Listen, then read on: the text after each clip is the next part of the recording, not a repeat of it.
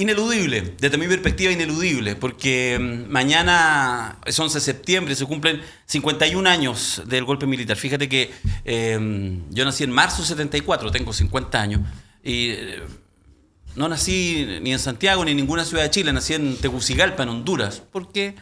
Porque mi padre tuvo que salir al exilio, Patricio lo siguió mi madre Malva ya embarazada de 7 meses, y nací en Honduras, después un periplo hasta que mi padre apareció en esas listas, por ahí por el año 83, 84 y podía volver. Esa es mi experiencia. La de ustedes quizás fue más intensa, por ahí tuvieron un familiar preso, quizás alguno de ustedes tuvo que tener prisión política. Espero que no, pero seguro que muchos de quienes nos ven también en Provócame han tenido incluso situaciones más dramáticas, familiares que fueron asesinados o hechos desaparecer. Y han pasado 51 años. Y en una provocación absolutamente personal que podrán tomar o no tomar mis amigos que como cada martes nos acompañan, me parece que como que hasta los 50 años uno hablaba de tiempos que tenían todavía que hablar mucho con el presente, todavía estaba en la contingencia. Y algo pasa con los 50 años, con esa imagen dorada de cualquier cosa que cumple 50 años, es que después de eso, como hecho, pasa a ser más un hecho de la historia. Y por eso lo reconozco, también a modo de provocación, mi desazón cuando el año pasado me pareció que cerramos de mala manera la primera mitad del siglo de conmemoración del golpe cívico-militar, con un retroceso incluso en ciertas fuerzas políticas que quizás incluso 10 años antes, no sé si con mucha convicción, habían dado algunos gestos, como los cómplices pasivos, que después Piñera sencillamente echó al olvido.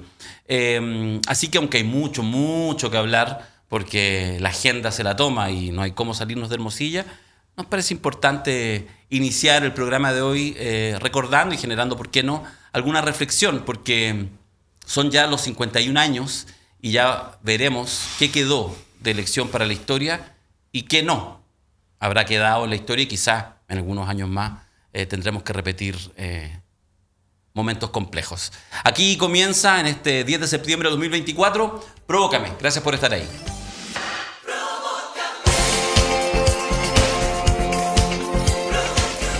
De vuelta estamos. Rodrigo Rettig, ¿cómo ha estado la semana? Muy buenas noches, aquí con algunas novedades, pero vamos a comentarlas más adentro del programa. Sí, te tengo guardado. Don Marco Barraza. Muy bien, pero ya absolutamente convencido de que el tema Hermosilla nos va a acompañar probablemente todo el semestre. Sí. Denle el premio del año. Es imposible abstraerse de la información que se va conociendo y del impacto que genera. Tremendo. Perina Ferretti, la gente ya se ha acostumbrado. Va a ser un duelo duro despedirte hoy para que vuelva Valeria Cárcamo. Vamos a tener que hacer Team Valeria y Team Ferretti. Oye, bueno, aprovechando mi último programa, voy a estar más desatada hoy día. Eso, así que perfecto. Prepárense. Les comentaba al iniciar, les pido si les nace alguna reflexión a propósito de esto, que ya no sé si es un análisis que escapa claramente a lo político, que una reflexión más de sociedad, pero 51 años es impresionante cómo pasa el tiempo. Yo creo que probablemente para quienes incluso más tenemos ciertos ejercicios de militancia en las izquierdas, me acuerdo cuando poco tiempo atrás uno estaba 15 años de dictadura, todo después de la democracia, y de repente llegamos a los 50 años y ya se suma como hecho, a la contrarrevolución del 1891, o sea, como que entra cada vez más en ese lugar, en la construcción de una historia grande, con o sin aprendizaje. ¿Pierina? Yo creo que todavía es muy reciente para mirarlo con tanta distancia o para que haya quedado sepultado en la historia. Yo creo que fue dura la experiencia de los 50 años.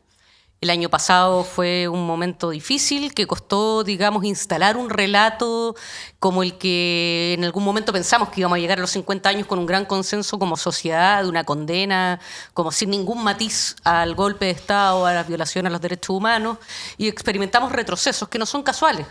Los retrocesos de la derecha chilena también se enmarcan en un retroceso global en el marco de derechos humanos, de democracias, con una extrema derecha subiendo, ¿cierto?, en distintos países del mundo. Entonces me parece que llegamos a los 50 años en un momento difícil, pero que por lo mismo la defensa de los derechos humanos se va a volver probablemente uno de los bastiones más importantes de este periodo. Entonces yo creo que en ese marco va a seguir siendo la dictadura, la conmemoración, el análisis de ese periodo algo relevante. Y también creo que dentro de las cosas que tenemos que rescatar del año pasado, me parece que el Estado chileno haya expresado su voluntad de seguir buscando a los desaparecidos es algo que nos va a marcar, porque una sociedad que renuncia, ¿cierto?, a seguir buscando por miles de razones, incluso técnicamente podría desestimarse con la probabilidad de encontrar resultados, etcétera. Pero que un Estado diga, no, nosotros como sociedad nos comprometemos a seguir buscando a nuestros compatriotas que fueron desaparecidos por una dictadura que ocurrió en este país, que otros compatriotas, ¿cierto?, hicieron desaparecer. Me parece que es un acto de justicia que ha costado tanto que llegue. Así que yo creo que tenemos lecciones y presencia de este tema para rato. ¿Rodrigo? Ay, a mí este tema me toca muy de cerca personalmente porque no sé si todos saben, pero a mí mi familia es muy de derecha y mi familia materna son todos sexo uniformados que ya fallecieron, mi abuelo, mis tíos. Mi madre trabajó para la dictadura, fue secretaria personal de Carlos Cáceres, del último ministro del Interior de Pinochet. Y la recuerdo en un momento como de haber sido el año 2003, 2004, llorando ante una televisión diciéndome yo no sabía, no tenía idea de esto y dándose cuenta a través de un tránsito qué es lo que había ocurrido. Yo después todos mis amigos, mis afectos son de derecha y defienden a la dictadura. Yo estudié en un colegio para hijos de militares, 3 años de mi vida. Y yo, después de que salí del colegio, me metí a la universidad y comencé este tránsito que me hace estar sentado acá el día de hoy en una posición progresista y crítica de lo que fue la dictadura. Entonces a mí personalmente me ha significado muchos costos emocionales, sin juzgar yo a la gente que me juzga, de mi lado originario. Pero que ha sido muy enriquecedor para mí. Internamente poder reflexionar sobre lo ocurrido, estar en un lado de la cancha en determinado momento de la historia de uno por un pasado dependiente familiar y luego transitar hacia otro lado crítico, siempre respetando la posición de quienes me han criticado este tránsito, respetando a la gente de derecha que me sigue rodeando, pero para mí ha sido muy enriquecedor. Yo he asumido los costos, me ha traído problemas, pero creo que la libertad de la mente y poder darse cuenta, la libertad de pensamiento y darse cuenta de lo que realmente ocurrió, es liberador y fue liberador para mí. Así que yo desde esa perspectiva no me queda más que, además de contar el de dónde vengo y quién soy, solidarizar con todas las víctimas de la dictadura y seguir pidiendo justicia por aquellos que aún no se puede otorgar la justicia, la tan anhelada justicia. Qué bonito reflexión, Rodrigo. ¿Marco? A ver, voy a tratar de ensayar 2 reflexiones, una política y otra un poco más afectiva.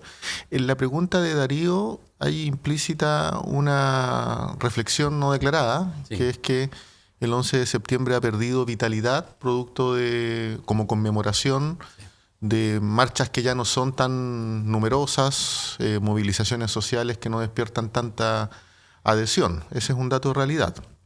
Sin embargo, creo que efectivamente, un lapso de 50, 51 años es poco, y eso es poco básicamente porque los efectos del golpe de Estado todavía se dejan sentir en la sociedad chilena, y todavía son fuente de controversia desde el punto de vista de transformaciones importantes en el país.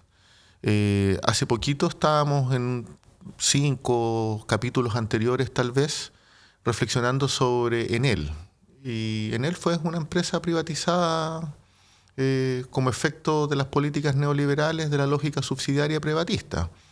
36 empresas públicas privatizadas y las capacidades diezmadas del Estado guardan directa relación con esa lógica subsidiaria que tiene efectos, que conceptualmente un debate normativo, pero que tiene efectos en la vida de las personas directos. Culturalmente, se asentó en Chile una dinámica de convivencia no conocida hasta el golpe y hasta la dictadura, que tiene correlato en el Código del Trabajo, a propósito de relaciones laborales precarizadas, que tiene correlato en leyes orgánicas en materia de educación, de salud, que son impactos que todavía se dejan sentir con mucha fuerza en los modos de relacionamiento de las personas, pero también tiene impactos desde el punto de vista transgeneracional. A propósito de la conmemoración, leía los logros o los avances o las medidas adoptadas por el gobierno y por el Ministerio de Justicia respecto al Plan Nacional de Búsqueda. Se han declarado 31 sitios claves para reiniciar investigación. Hay 36.000 expedientes que están reactualizados para efectos de investigación. Hay monitoreo de 361 condenados por crímenes de lesa humanidad para que sea un cumplimiento efectivo de sus penas. Hay 1.466 expedientes de personas desaparecidas que sus familias todavía no saben de su paradero. Y el gobierno anunció el impulso de la liberación del secreto del informe Walech, que en mi opinión nunca debió haber ocurrido. La democracia no estaba tan amenazada como para haber 50 años. Cautelado normas de esa, así de restrictivas desde el punto de vista de la verdad histórica. Pero yo, a diferencia de Rodrigo, soy parte de una familia comunista, transgeneracional. Mi bisabuelo era comunista. Nací en Pedro de Valdivia, en la penúltima salitrera existente en Chile. Nací meses antes del golpe. Entonces, tengo una familia que es de salitre, de oficina Goya Sur. ¿Tu abuelo habrá conocido a Recabarren, tu bisabuelo? Desconozco, tengo tíos que estuvieron, tíos abuelos relegados en Pisagua. Mi familia es de María Elena mayoritariamente, cuna del movimiento obrero. Y soy de una familia que tiene una matriz allendista y una matriz recabarrenista. Transformar la institución desde la movilización social. Y me formé con esa lógica y pagué los costos, mi familia, de eso. O sea, mi madre es parte del informe Walech, que falleció torturada y prisionera política, tormentos horrorosos, mi papá también, el abuelo de mis hermanos detenido desaparecido, un cariño mando a la Gaby Rivera, que es mi tía, la presidenta de la agrupación de familiares detenido desaparecido. Entonces, soy de una familia que vivió los efectos y que vive los efectos transgeneracionales de los horrores de la dictadura, como miles de familias más. Entonces, visto así, desde lo personal, los efectos del golpe todavía se dejan sentir en la sociedad chilena. Y perseverar en verdad, justicia, en reparación, en garantías de no repetición es clave. Yo creo que aquí vuelvo a lo político. El 2023, con los 50 años del golpe, hubo un contraste. Hubo un contraste que uno no puede obviar. Por un lado, un gobierno que impulsó una conmemoración apegada con celo y rigor a la defensa de la democracia en Chile. Hubo garantías de no repetición. En la comuna de Santiago yo valoro mucho lo que hizo la alcaldesa Iracy Hasler, impulsando el cambio de nombres de calle de víctimas que nunca habían tenido reconocimiento. Carlos Lorca, del Partido Socialista, Carlos Contreras Maluje, del Partido Comunista, Ye Carneme, del MIR, que fueron hitos importantes. Y dentro de los estándares del Sistema de Naciones Unidas, las garantías de no repetición implican que el Estado reconozca. Y aquí el municipio de Santiago reconoció. Visibilice. Entonces fueron hitos muy relevantes y se reafirmó el compromiso con la democracia, con la justicia social. Creo que se desprende que el proyecto del presidente Allende es un proyecto inconcluso desde el punto de vista de las transformaciones. Pero el contraste es una derecha que fue más regresiva. En los 40 años del golpe, la conmemoración, la derecha reconoció el concepto de cómplices pasivos. Tuvo, entre comillas, la grandeza de leer críticamente la actuación de la propia derecha, de su actuación, y de quienes fueron cómplices en esta violencia golpista. Los 50 años no es así. Se nota una derecha regresiva. que ve amenazadas sus posiciones de poder. O sea, ni los que en los 40 años habían alzado la voz, la alzaron en los 50 años.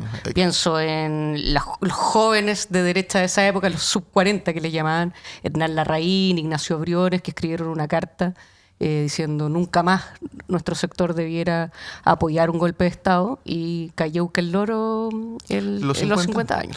Fueron, digamos, funcionales a una regresión de una extrema derecha que está copando el espacio de la derecha, y eso es muy peligroso. Entonces, relevar el valor de la democracia, de la justicia social, de la igualdad de derechos, sigue siendo, en mi opinión, las ideas centrales de la conmemoración del golpe de Estado. Fíjate que una última reflexión para que entremos ya quizás a la coyuntura, que está muy interesante, y agradeciendo además los aportes que hacen. Yo creo que la gente que nos escucha lo valora. Es a propósito, digamos, de los aprendizajes, no los aprendizajes. Porque, por ejemplo, tuvimos un hecho, por supuesto, no tiene parangón respecto a lo que sucedió el 11 de septiembre del 73, pero que fueron las violaciones a los derechos humanos del estallido social. Que las hubo.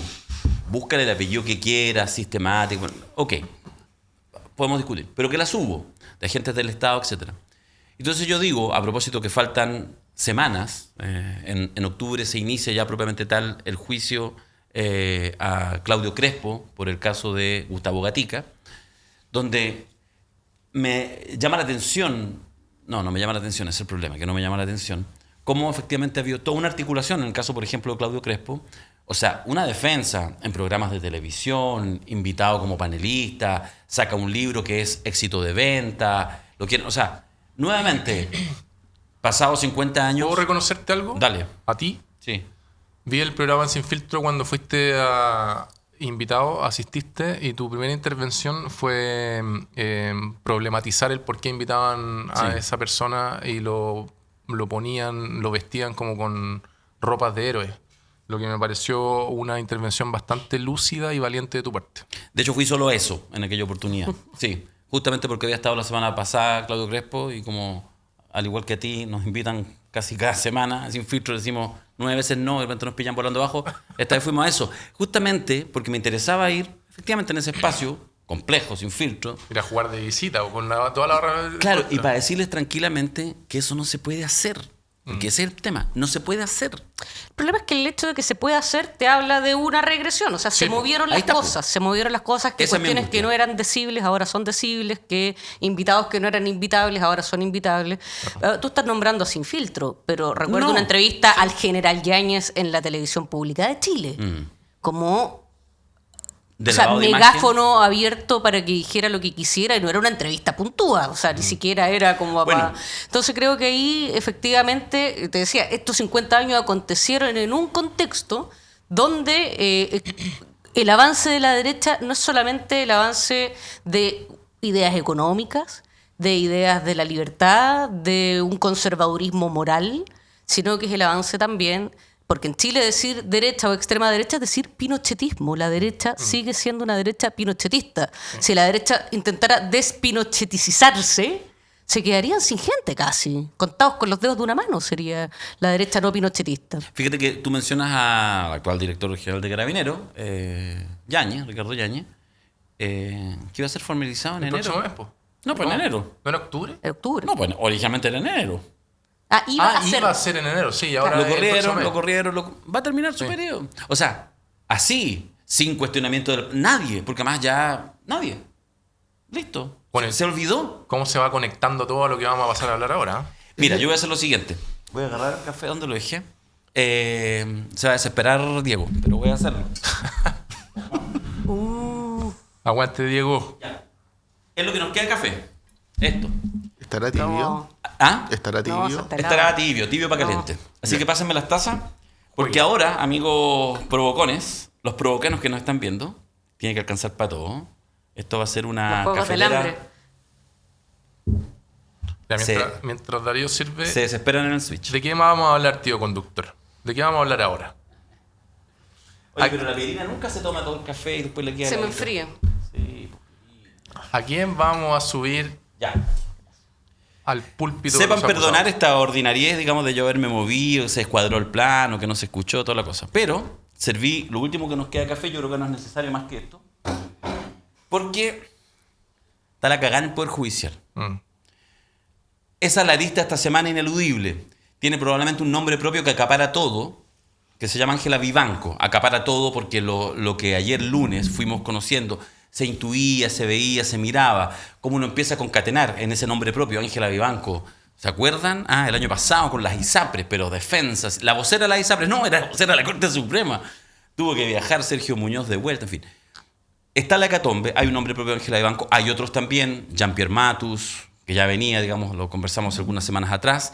Sergio Muñoz, que no está conectado con esto, pero que termina siendo la tripleta, porque todo esto también tiene una referencia, obviamente, política en anuncios de acusación constitucional. Yo no sé por dónde abordarlo. Lo que sí creo es que efectivamente lo que está pasando en el Poder Judicial es de una gravedad inaudita, inédita. La pregunta es si es estructural y la pregunta también es cuál puede ser el impacto en el mediano y largo plazo de esta crisis y cómo salimos de esta. Y para eso, porque estuvimos conversando antes de entrar, ya las últimas semanas nos había contado cosas fuera de micrófono, algunas las dejó entrever Rodrigo Rettig, y hoy día le dije, ya guacho, se te acabaron tus comedines, cuéntanos lo que tenés que contarnos para abrir el debate aquí en el Provócame. Sí, bueno, yo, mi opinión sobre este tema es desde, más que de un análisis político, desde la perspectiva de un abogado de la plaza que se dedica en el día a día a litigar ante primera instancia y la Corte de Apelación y la Corte Suprema. Y yo creo que este es el caso de mayor corrupción de la historia, mucho más que Penta y CQM, porque aquí no es que un político haya sido comprado por intereses privados y haya hecho leyes a la medida, sino que acá se trata de un ministro de 21 que definen lo que es el derecho en tribunales, ante la promesa de igualdad ante la ley, que la promesa de igualdad ante la ley es la primera promesa que constituye un régimen democrático, y que incluso más, la derecha es la única igualdad que cree es la igualdad ante la ley. Entonces la primera pregunta que surge es, en aquello que incluso la derecha cree no es tal, ¿cómo discurre la contaminación agua abajo para el resto de la ciudadanía? Los ministros de la Corte Suprema definen lo admisible de lo inadmisible respecto a las conductas de los ciudadanos. Como última instancia. Como última instancia.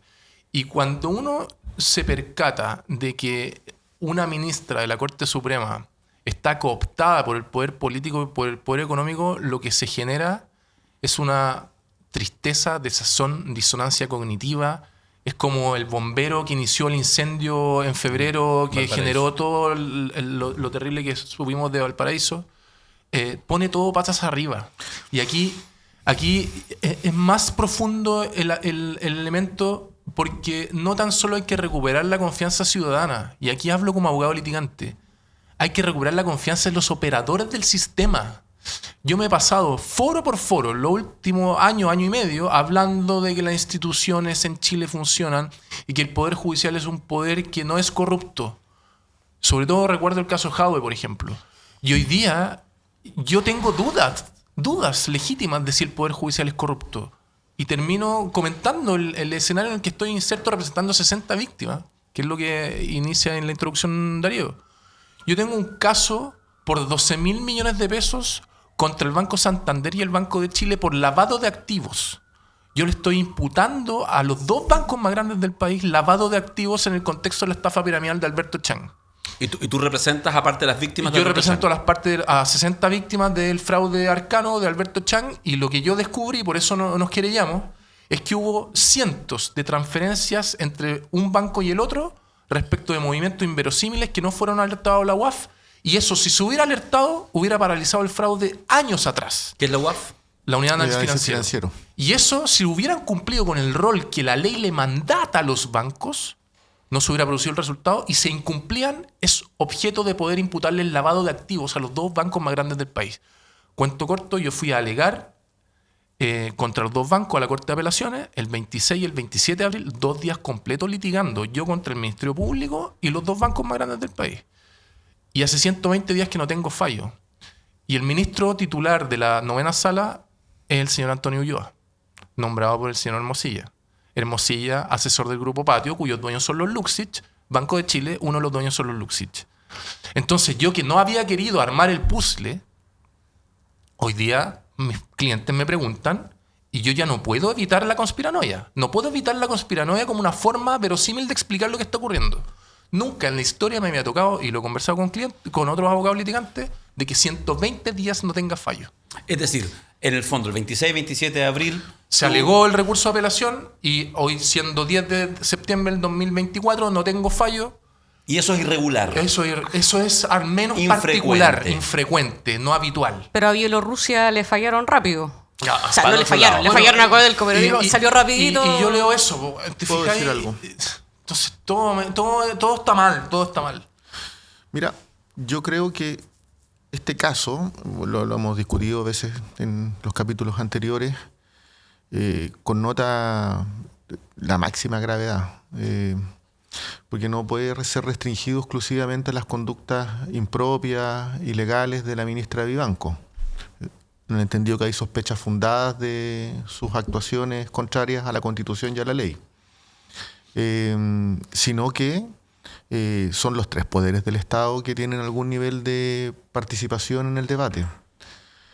Evidentemente que la actuación de la propia ministra Vivanco, que queda, digamos, debidamente registrado en la conversación por chat de los WhatsApp, donde claramente tiene una conducta parcializada. Lo que dijo la Corte Suprema ayer cuando abrió el cuaderno de remoción es que eran hipótesis, la presunción es que no hay que con su actuación afectó la independencia, Y la imparcialidad. la imparcialidad, la probidad del Poder Judicial, la transparencia, son todos los imputaciones de la más alta gravedad. Es impresionante escucharla, el ministro, el presidente.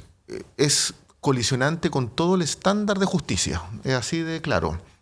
Que existe una presunción fundada de que actuó en una causa para favorecer una empresa privada, el caso Bielorrusia, es de la máxima gravedad.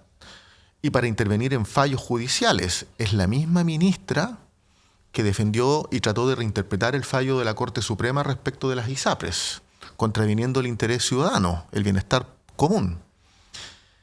Pero está conectado con el ministro Chadwick y el ministro Ward, poder del Estado. Y la pregunta razonable que hay que hacerse es, ¿esto era una conducta aislada y particular del ministro Chadwick y del ministro Ward? ¿O responde a un diseño institucional por parte del presidente Piñera?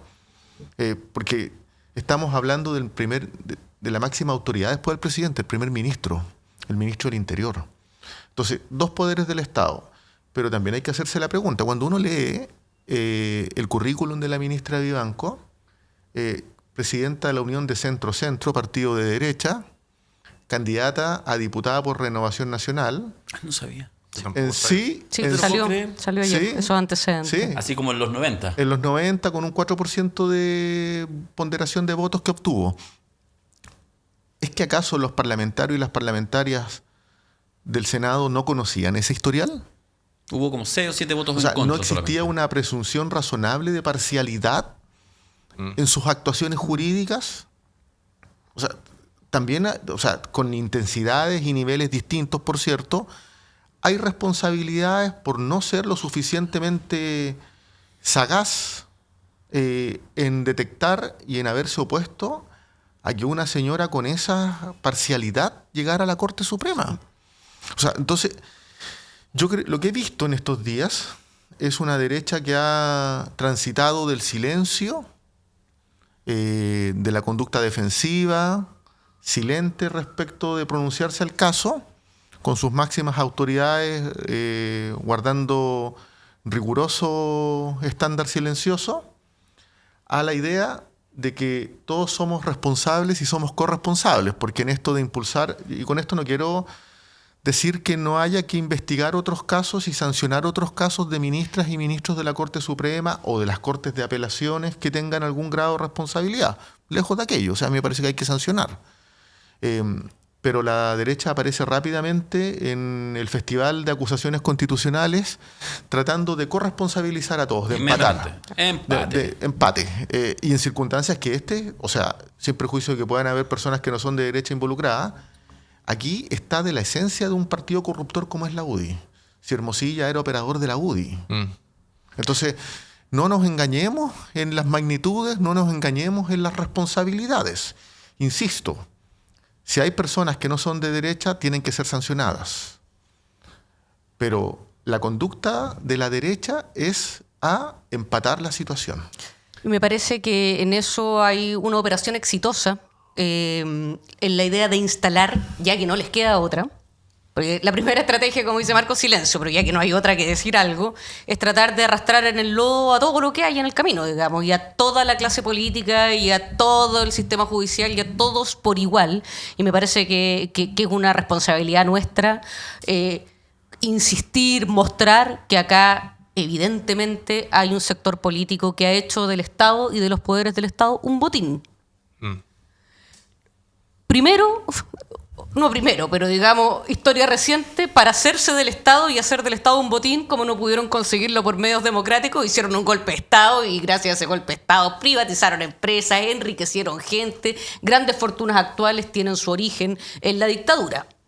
Fue como el asalto, digamos, de piratas al Estado de Chile.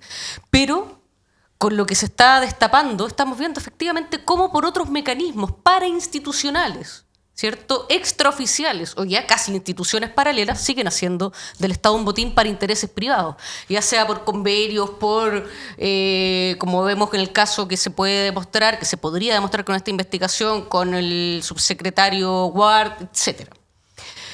Pero también me parece que aquí hay un peligro, que es la espectacularidad del caso, ¿cierto?, que no encandile tanta parafernalia que tiene este caso, porque en realidad tiene elementos sabrosos entre los chats. Tiene más de una arista y tiene toda muy noticiosa. Y son todas Y tan todas jugosas, ¿cierto?, que podemos encandilarnos y no mirar que esto, lejos de ser una excepción, sea probablemente una estructura, ¿cierto?, de funcionamiento de los poderes fácticos y de manera de entender, ¿cierto?, qué hacen estas autoridades para qué llegan como al matriz poder. de marco lógico de cómo moverse en lo público. Exactamente. Y ahí cuando Rodrigo, que siempre, digamos, lo agarramos para el deseo, que es un liberal tan convencido, y uno dice, pero ¿cómo hace para creer tanto, digamos, en estos principios que son permanentemente violados por la realidad, por los poderes fácticos, ¿cierto? Cuando tú decís, me voy a tener que poner conspiranoico porque no me queda otra, yo creo que la ciudadanía ha comprendido, ¿cierto?, que la estructura de estos poderes se queda corta con la ficción. O sea, la realidad, ¿cierto?, supera la mentalidad o la racionalidad conspiranoica. Tenemos una experiencia práctica de que así funcionan las cosas. Cuando tú ves por qué la justicia está tan mal evaluada, es porque las personas en su vida cotidiana saben que las cosas funcionan así. Sí. Entonces nadie se sorprende.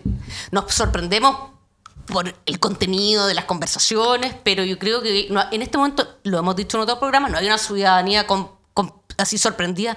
¿Cómo esto? ¿Pero cómo? En la justicia chilena, en las instituciones chilenas, esto estaba pasando. No. O sea, yo creo que eso es lo más triste de esto. Hay una ya aceptación de que así funcionan las cosas y eso da para mucho, ¿cierto? De que los de arriba no respetan las reglas, bueno, entonces el resto ¿qué queda? Bueno, y tocamos el tema del estallido social 20 minutos atrás y esto se reconduce de manera evidente a analizar el estallido social del 2019 y a proyectar también un eventual nuevo estallido social. Porque aquí lo que se ha perdido es la legitimidad de las instituciones y yo quiero volver sobre mi profesión. Yo cuando tengo que ir a alegar a la corte, yo preparo, hago una minuta, me la aprendo, conecto con normativa, con jurisprudencia. Y yo digo, aquí el mejor equipo gana, el que meta más goles. Y resulta que al parecer no es así. Se desconfirma eso. Claro. El árbitro está comprado. El árbitro está comprado. Y eso es... El partido se juega en otra cancha. Es una afectación brutal a la legitimidad del sistema. Afecta, además, voy concluyendo con la idea, afecta a la economía. ¿Por qué afecta a la economía? Las inversiones. Un extranjero mañana va a venir a invertir tranquilo pensando... Antes de lo de Vivanco, sí, de que, oye, mi inversión va a estar a resguardo porque hay un poder judicial en Chile que funciona. ¿Qué pasa si lo compran al ministro y define contra el inversionista extranjero? No se dan cuenta, además, de que afecta a aquello propio que quiere proteger la derecha en este tema. Y el tema de la legitimidad es súper importante porque es el elemento mudo sobre el cual descansa la legitimidad del sistema, que es aquella idea como que las instituciones deben ser obedecidas porque es la autoridad. Eso se perdió definitivamente. Si eso se pierde definitivamente, incluso me aventuro con una tesis arriesgada, pero tesis al fin y al cabo. Incluso la delincuencia habitual cobra legitimidad. ¿Por qué un narco, por qué un ladrón va a decir, por qué yo no puedo robar? Si arriba el Poder Judicial, que es el último eslabón para definir lo que es correcto o no es correcto, está cometiendo delito?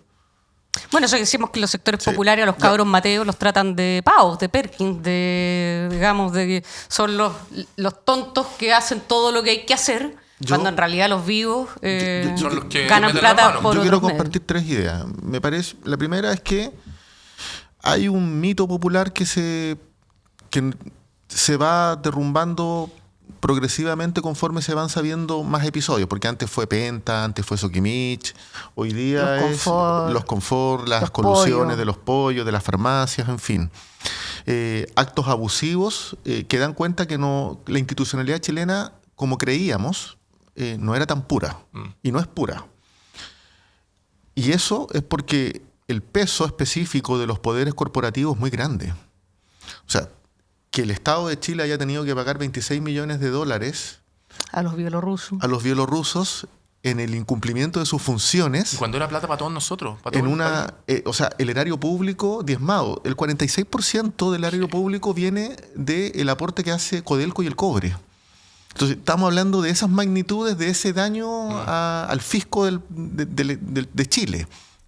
Entonces, poderes corporativos que tienen por anga y por manga posibilidades que no tienen otras personas y que obliga a ponerse, a propósito de lo que dice Rodrigo, en la reflexión y en la hipótesis plausible de cuántos casos más están fundados en un acto de corrupción. Esa es una cosa. Pero la segunda, y que tiene efectos en la macropolítica, pero también en la micropolítica, en el comportamiento de estos chiquillos y chiquillas que, mejor me dedico a la acción delictiva que mejor estudiar, tiene que ver con que esta quimera, este sueño de que somos todos iguales ante la ley, no es así. Hay algunos que son más iguales que otros y que tienen posibilidades que les permiten burlar las normas en Chile. Entonces, es muy grave porque por algo Chile suscribió el convenio contra la corrupción, porque la corrupción no es un problema solo delincuencial, es un problema que daña la democracia de manera muy severa. La fe en las instituciones públicas está muy dañada. Hemos referenciado varias veces el informe del PNUD. ¿Cuál es hay una conclusión muy relevante? Que la gente todavía tiene afecto, pese a todas las debilidades, por la democracia, pero también está saturada de los abusos. Y esto es un abuso de escala superior. Yo quiero poner el acento, porque lo hemos hecho. Quiero volver a acentuar aún más, ponerlo en negrilla, subrayarlo 3 veces a lo que señala Rodrigo. Yo creo que el tema de la magnitud que él plantea, además desde ese lugar incluso profesional, ¿cierto? Desde el ámbito del derecho, esto no tiene parangón. Es que, ¿cómo te lo digo? El democracia. último bastión anticonspiranoia que quedaba eran los abogados litigantes que se dedican a estar en tribunales y conocen cómo funciona el asunto. Hoy, ese último bastión ya no está. Yo ya no sé si el día de mañana cuando vaya a la corte me van a fallar con forma de derecho o va a haber un gallo que le va a estar pagando al ministro. Bueno. Porque además, para decirlo así en concreto, como ustedes seguramente lo están analizando en sus casas, lo de Ángela Vivanco... Una pregunta, ¿es razonable fijar un estándar de auditoría de los fallos de tribunales? Pero es que siempre va a haber una instancia superior, pues entonces Sí, ya... lo que pasa es que eso debería ser la las Corte Suprema. actuaciones de la ministra Vivanco... La última instancia era Es la Corte de Vivanco. No, de acuerdo, pero lo que pasa es que, a ver, hay 2 dimensiones en esta conversación desde el punto de vista de la solucionática. Por un lado, las iniciativas legislativas que está impulsando el gobierno en materia de liberación del secreto bancario, que aquí queda de manifiesto que hay que aplicarlo con mucha energía, redefinición del mecanismo de nombramiento de juezas y jueces a todos los niveles y claramente separando la judicatura de la acción administrativa,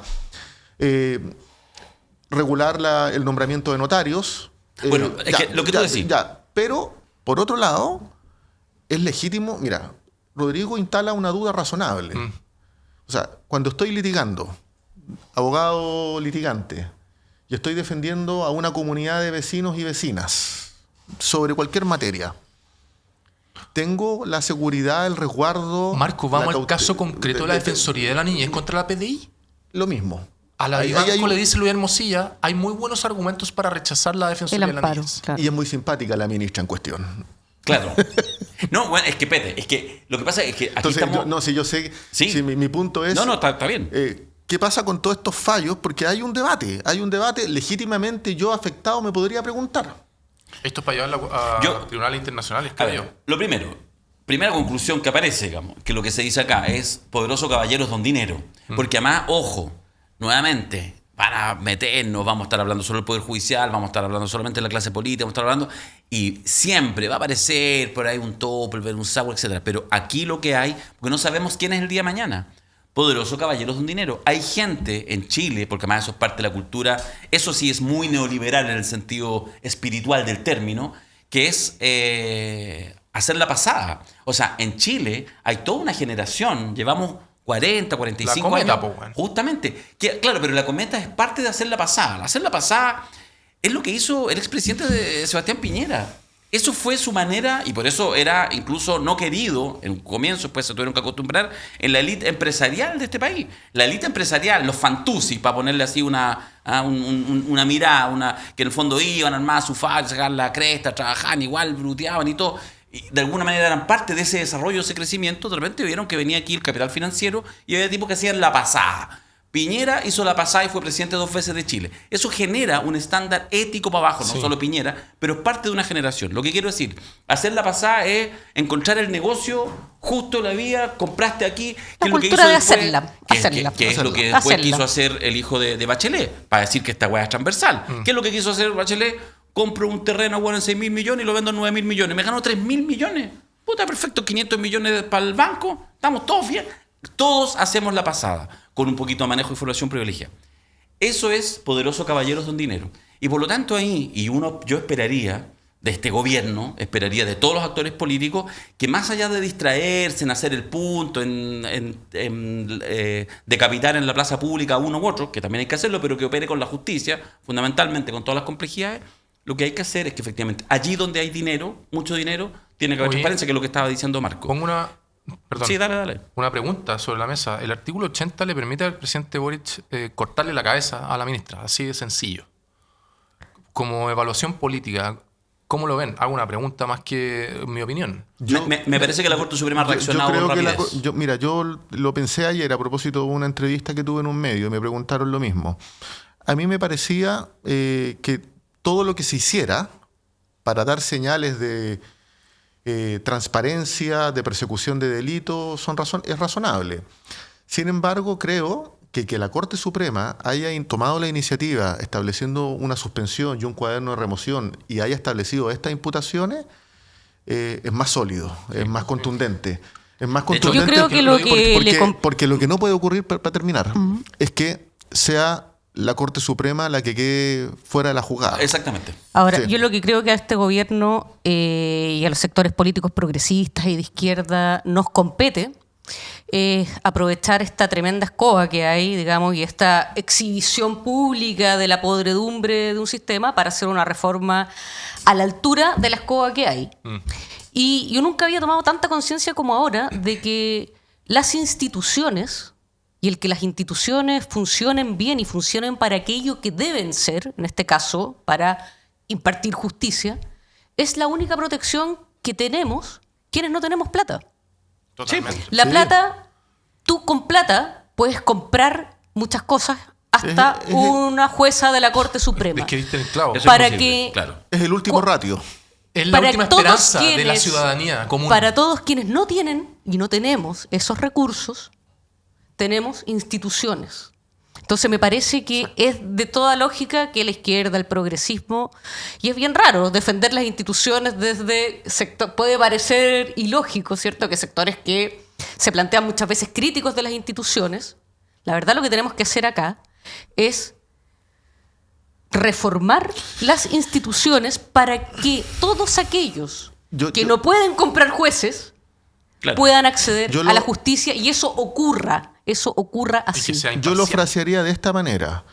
La defensa de las instituciones implica reformar las instituciones, porque el discurso de la parsimonia de que las instituciones funcionan, Ya. ha quedado Es que demostrado por eso- desde mucho rato. de Como que cuando, no funciona. cuando te aprieta la De derecha, que- que a mí me da Pero una igual- rabia. pero igual la Ustedes figura, que un querían pacto refundar transversal, Carabineros. nos tomamos No, todos pero de la mano. fíjate que por eso yo quiero decir algo operativo, que pueden estar de acuerdo o no. Quiero decir dos cosas. Uno que me quedó en el tintero solamente respecto a la figura de Ángela Vivanco, porque, perdona, ojo, también lo digo yo, cada uno verá qué chucha hace, digamos, pero ojo con que en el fondo en la danza de nombres confundamos y digamos, no, entonces, porque es lo que está haciendo el Instituto de la Derecha, ya iremos a eso, sobre todo a meter a Muñoz.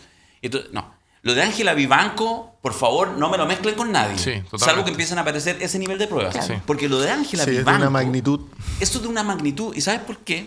Decíamos, uno no es hueón, no es ingenuo. Los liberales un poco. Pero en general... Los liberales de allá, no los socioliberales. no. Quiero recordar a Norberto mira, Bobbio, se decía digo- socialista liberal. Yo digo que en el fondo a mí no me... O sea, es terrible, no sé qué, no sé qué. Pero yo habría entendido, cuando si alguien me dijera, mira, tengo la bolita de cristal. Mira, está Ángela Vivanco, weón. Mira, como 2 veces al año se pilla con estos weones en unas cenas de por aquí, en la cena de la Cámara Chilena, no sé qué, no sé qué. Y entonces ahí conversa un ratito, tomándose un pisco sour con Hermosilla. Y Hermosilla le dice, estoy hablando hace años atrás, le dice, mira, sí, las prioridades legislativas del gobierno, y le dice 2, 3 temas. Y ella entiende, porque es de derecha, porque... Mira, weón, esa weá la entiendo, weón. Pero que la tengan que llamar a la mano. ¿Vais para la sala o no? Sí. Tenéis que decir esto. Es muy flight No, no eso. hablís de... Y el mundo feminista, ¿cómo está tomando que Luis Hermosilla le ha dicho, ministra, no hable de feminismo? Sí, Luis, no hablaré de No feminismo. habla de feminismo. En porque mi es parte de la discurso agenda. inaugural, Ya. no, weón. Así que Ángela Vivanco, a mí me la dejan, por favor. Menos mal que no hablo de feminismo. Ya, sí. La dejamos aparte. Sí, no hubiese sido una afrenta al feminismo. Sí, claro, además. Pero, o sea, ese nivel, cuando estáis en la Corte Suprema, no lo decía en el programa. Es impúdico. Lo robo. impúdico. Mira, Es fíjate impúdico. que es re heavy. Porque ya el tema de los nombramientos, que es un tema que tenemos que meternos, porque la verdad es que es fácil criticar, pero yo no tengo tan claro cuál es la solución de cómo uno nombra a ciertas autoridades, por ejemplo, en este caso la Corte Suprema, ¿ya? Que se nombran en el Senado, que tienen toda una Te la hago triple corta. pasada. Hay hartas propuestas dando vuelta. En toda la legislación Y hay harto comparada, debate. el poder político determina. La clave son los controles cruzados entre los poderes del Estado. Bueno, exactamente. Porque los nombramientos de la Corte Suprema tienen mucho de besamanos, pero tienen una cierta complejidad. La quina la hace la Corte Suprema, lo prioriza el presidente ejecutivo y lo tiene que lo define el Senado por 2/3. O sea, funciona, pero tiene besamanos. Mira, a mí el besamano no me Muchas espanta tanto. manos. Sí, pero a mí lo quiero separar. Me parece que es un nivel que es distinto. Porque una de las gracias, lo decías tú antes del programa, y podemos recordarle a la gente, una de las gracias de la Corte Suprema es que es hasta que Inamovible. te jubiles. Inamovible. Hasta los 70, hasta los 75. 75. ¿Todavía no ha bajado? 75. 75. Ah, ya, hasta los 75. Por lo tanto, la gracia es que, ok, puta, sí, yo le debo favor, pero listo, llegué a la Corte Suprema, ya no tengo más carrera, ya no tengo nada más. No me pueden sacar. Llegué al máximo, no me pueden sacar. Eso te permite con mayor facilidad. Un contraseguro. Justamente, un contraseguro. Tú cortáis la cuestión de sí, puta, sí, pero no puedo. No, Mira, no. yo creo Y que eso es lo que no sé. Eso es lo yo que creo no que se hay que cumple. prepararse Igual la para un- lógica es medio ingenua. Hay po. que Y tú preparar. lleváis no sé cuántos años haciendo carrera, besaste caleta de manos, digamos, te contagiaste de Pero es virus, que la garantía COVID, que dice, todo en el camino. la garantía que dice Darío es correcta al menos para entender de que el sistema tiene al menos un Mira, seguro. yo- y Es lo demasiado perdón, teórico. Marco, Que debiera bastar. y lo cruzo con algo. No hay país en el mundo donde no intervenga el poder político en dos el nombramiento de jueces. reflexiones. Mira, la primera, yo creo que el debate, inevitablemente, habiendo existido propuestas en el proceso constituyente 1, en el ejercicio constitucional 2, propuestas de la propia Corte Suprema, del gobierno, de los gobiernos, más de un gobierno sobre nombramiento de juezas y jueces, el debate va a transitar entre cuán tecnócrata o tecnocracia va a ser la propuesta que se haga aquí, eterna, respecto de cuál es el papel del poder político. Yo, en principio, no estoy de acuerdo con la tecnificación tecnocrática del debate a extremo. Creo que tiene que participar el poder político. La pregunta es, ¿cuál es la magnitud de la crisis? Sí, en mi opinión, eso ordena un poco el debate. Porque hace algunos capítulos anteriores veíamos, Rodrigo me hacía Qué una... bonito cómo hacemos referencia al capítulo anterior. ¿eh? Rodrigo- Nos autocitamos. Nos estamos transformando ¿Qué vas en un a decir clásico, de este cabrón. liberal? Nos vamos, No, nos estamos Rodrigo me transformando en un hacía una clásico. observación que era razonable. Me decía, en México, la reforma que está impulsando López Obrador respecto de la elección popular de juezas y jueces no es recomendable a propósito de que la evidencia comparada muestra que eso también captura el Poder Judicial y yo lo atiendo. Ahora, en México, la crisis del Poder Judicial Ya a esta altura no podemos decir que es superlativa en comparación a Chile. Claro, Ángela Vivanco. Porque Ángela, no. la señora Vivanco elevó el estándar de corrupción. La mexicana. Pero si no te estoy criticando. No, está bien. Sí, Si entonces, en México la solución probablemente es sacarlo del claustro institucional donde está la corrupción máxima y abrirlo. Es una solución particular para ese país. Yo creo que hay que analizar esto en los fenómenos. Los fenómenos tienen idiosincrasias y realidades propias y particulares. En el caso de Chile, ¿cuál es la magnitud? ¿Cuál es la magnitud de la crisis? Porque gigante, la más grande. Porque hoy día cualquier chileno a pie puede sentir que la actuación de tribunales es injusta, e indebida y es corrupta. Entonces, las respuestas institucionales que está dando la Corte Suprema en el caso de Vivanco es correcta. A mí me parece que es consistente con la magnitud. Creo que en el caso del sistema político, el Poder Ejecutivo, aquí tiene que haber una propuesta muy estructural de reforma. Yo quiero... Han estado entusiastas, me gusta. La solución o la aparente solución de la elección de jueces, yo le digo al tiro que no funciona tampoco. En Bolivia, que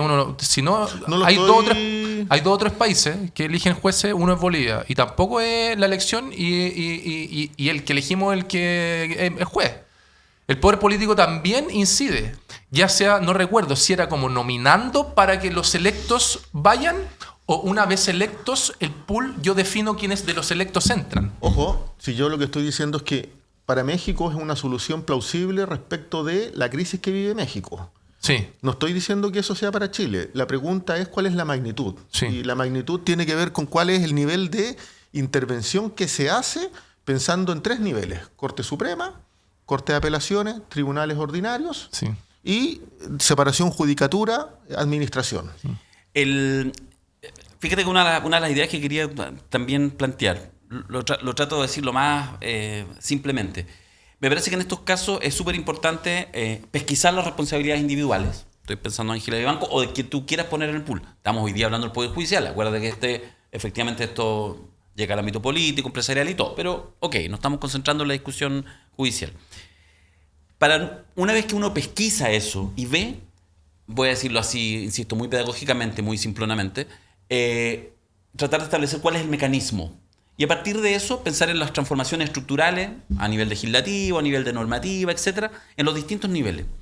A mí lo que me preocupa, y ahí soy un descreído cada vez más de ciertos sectores políticos y de los incentivos perversos de quienes están en muchas posiciones políticas, sobre todo, por ejemplo, en el Parlamento, que es que en esta lógica de la pesquisa individual empiezan a aparecer más nombres.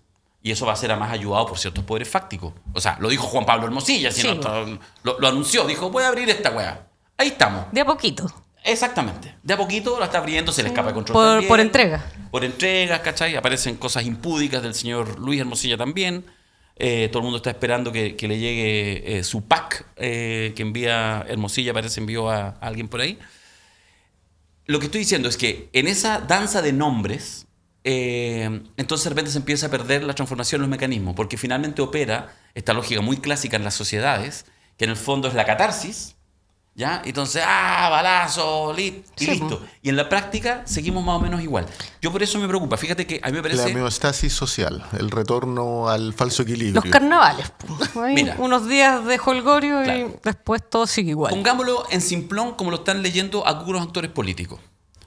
El juez Muñoz es un juez cercano o se entiende cercano a posiciones progresistas.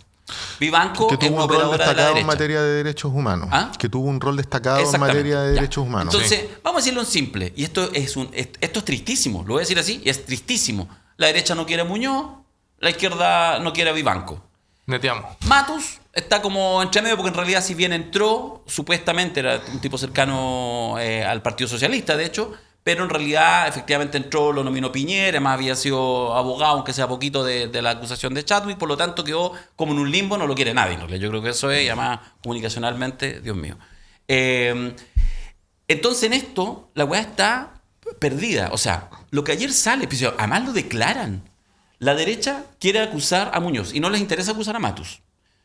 No tienen mayor interés, qué sé yo. Muy además, picante para acusar. Sí, no, y además que yo creo que en realidad lo que ha salido de Matus, más allá de sus torpezas comunicacionales, lo que ha salido hasta ahora es más bien pobre, porque no tiene que ver con con sus actuaciones después de ser integrante de la Corte Suprema, sino más bien que habría sido el tema de los nombramientos, que habría sido efectivamente un contrafavor. Pero tiene un flanco abierto en el plano ético. Totalmente. Tiene un flanco abierto en el plano ético. Sí, no, pero déjame decirte que a la derecha no le importa. Entonces, lo saca un poco. Pero sí le interesa meter a Muñoz. ¿Por qué? Porque le interesa cuidar a Chadwick. ¿Qué chucha tiene? Sí, por eso lo está metiendo. Porque le interesa cuidar al piñerismo y por lo tanto necesita ahora blindar a Vivanco. ¿Y cómo blinda a Vivanco? Poniéndole más nombre encima para que todos queden salpicados a caca. Señalaba al inicio, ya. Que el empate. Pero aquí donde viene el tema. Y entonces a ellos no les interesa Matu, pero necesitan más apoyo para poder sumar a Muñoz. Entonces van y hablan con Erika Edo, demócrata cristiano. Yo he escuchado su entrevista, me parece triste su actuación, aunque esté en este minuto en vivo de justiciero y por lo tanto esté saliendo en todas partes, porque entonces la DC estaría disponible a hacer una transaca de apoyos cruzados. Ok, metemos entonces a Muñoz y todos ustedes apoyan para que metamos a Matus. ¿Cuál puede ser el final de esta historia? La acusación de 3 ministros de la Corte Suprema, por razones distintas, eventualmente la salida y por lo tanto la crisis que queda en terreno de nadie. Y ahí es donde yo cada vez desconfío más de la necesidad de segundos y minutos en la prensa, del que es diputado y quiere ser senador, de que es senador y quiere ser presidenciable. A mí... Bueno, lo que aparece en tu comentario es cuando diablos el interés social y general prevalece. del bien común aparece sobre la mesa y los políticos deciden en consecuencia. ¿Por qué? Pues te lo digo.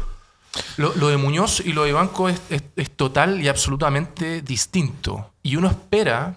¿Por qué? Porque Vivanco estaba siendo digitada por el poder del poder ejecutivo, weón. Y Sergio Muñoz tiene relación con otra lista. Cosa. Otra lista nada que ver que no se relaciona a lo anterior. Y uno espera de que la derecha diga, ¿sabes qué? Esto es intolerable e inaceptable. Ok, vamos al fondo, pero no, y te suben a Muñoz, weón, y te contaminan todo eso. Mira, yo sí quiero decir una cosa un poco distinta. Quiero que vayamos a ir cerrando una cosa distinta y con esto termino, yo en particular. No te creo. ¿No me crees? Pero intentémoslo. No, habla Pierina. Lárguese, ministro. Se desconcentró, Dígalo. Se le fue la idea. Este es el minuto en que en YouTube la gente dice, ay, weá, lo interrumpiste, no habló Marco, porque tiene su fanática. O sea, aquí todos tienen su fanática. Por supuesto. Oye, no, a ver, yo creo que no está el horno para bollos, digamos, para tirar tierra, por más que lo intenten. O sea, creo que Eres un optimista en esta crisis. O sea, yo creo que... A ver, lo que yo pienso es que si de esta no salimos jugando para adelante, de verdad que nos vamos a hundir en el fango y con razón. Seremos el peor Me país de Chile. parece que efectivamente todos cachamos que todo lo que está tratando de hacer la derecha con Muñoz es arrastrar al lodo para equiparar las cosas, para empatar. Me parece que eso, o sea, van a intentarlo, quizás incluso logran hacer la acusación constitucional y ojalá eso no prospere de esa manera, digamos. O sea, me parece que aquí, por supuesto que es incomparable el caso Vivanco, lo que estamos viendo y los méritos que tiene esos hechos para hacer una acusación constitucional. Hasta entiendo que lo de Muñoz ya en su momento ya fue revisado por la misma Corte Suprema y se desestimó. Ahora, por supuesto que la Corte Suprema está en tela de juicio, etcétera. Pero más allá del caso de qué pase con las acusaciones constitucionales, si de esta tremenda crisis, que es del porte de un buque, o sea, muchos dicen que es la crisis más grande que ha tenido la Corte Suprema en su historia, exceptuando, por cierto, la actuación de la justicia durante la dictadura, que también es otro buque del que hay que hacerse cargo. Pero si de este tremendo entuerto, de este tremendo caso de corrupción, no salimos jugando para adelante con una buena reforma, yo no soy experta, no sé cuál es la reforma que hay que hacer, me informé durante los procesos constitucionales y leí las propuestas, que hay distintas propuestas circulando de qué es lo que hay que hacer para acabar con este sistema de nombramientos que está sustentado en cadenas de favores y de carreras de personas que tienen que preocuparse más de hacerse propaganda y de buscar apoyos que de hacer su pega. Alguien, ya no recuerdo quién, dijo que este sistema de nombramiento lo que hace es espantar a las mejores personas, a las que están preocupadas de ser buenos profesionales, de ser buenos abogados, porque en realidad depende tanto de las cadenas de favores, de contactos, que en realidad es un desincentivo para los mejores nombres. Entonces yo creo que la única manera de que salgamos con dignidad de este trance es que haya una reforma a la altura de la crisis en la que se encuentra el Poder Judicial. Es una oportunidad. Es tan grande la crisis que es una oportunidad.